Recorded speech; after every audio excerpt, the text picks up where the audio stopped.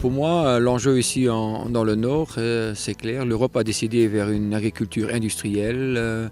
On est en train de construire des étables de 500, de 1000 vaches laitières. On a des étables des cochons, avec des milliers de cochons, avec des milliers de poulets. Et ça, c'est vraiment une agriculture industrielle. Et ça, tous les agriculteurs, les agricultures paysannes, familiales, on va disparaître parce qu'on n'arrivera pas à être concurrentiel avec eux. En plus, le grand danger, c'est que vraiment ces exploitations, ils ne sont plus dans la main des agriculteurs. Les agriculteurs, ils sont juste des esclaves, de la main-d'œuvre pour les multinationales, pour les industriels, pour les banques qui sont en train de devenir propriétaires de la terre. En plus, le grand danger pour le Nord, c'est que la production, la nourriture, sera plus dans les mains des gens, des agriculteurs. La nourriture sera dans les mains des multinationales qui veulent faire que du bénéfice.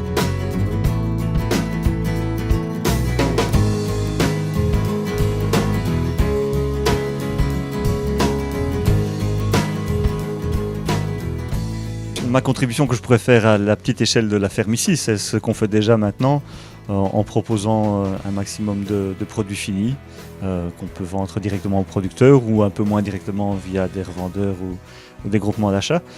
Mais c'est joli, c'est chouette, mais ça ne suffit pas. Donc ce qu'on aimerait bien, c'est davantage fédérer les agriculteurs pour qu'ils se réapproprient les circuits de commercialisation et aussi les circuits de transformation.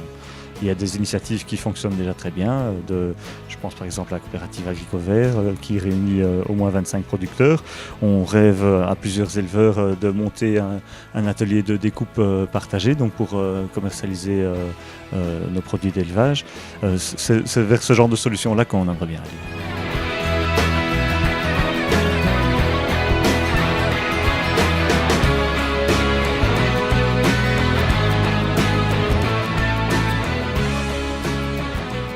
L'agriculture, par définition, est victime d'une volatilité des prix. Et donc, stabiliser les prix par des méthodes de gestion de l'offre, par une assurance que les agriculteurs doivent pouvoir recevoir, d'avoir une certaine stabilité dans leur rémunération, c'est un premier défi très important.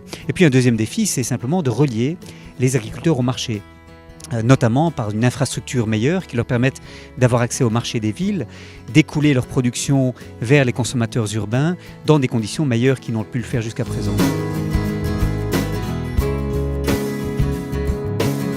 Ce que je pense important aujourd'hui, c'est de relier les problématiques liées à l'agriculture, aux paysans, à l'environnement d'un côté, et liées à la santé, au bien-être de l'autre côté. Et le lien entre les deux, c'est notre alimentation.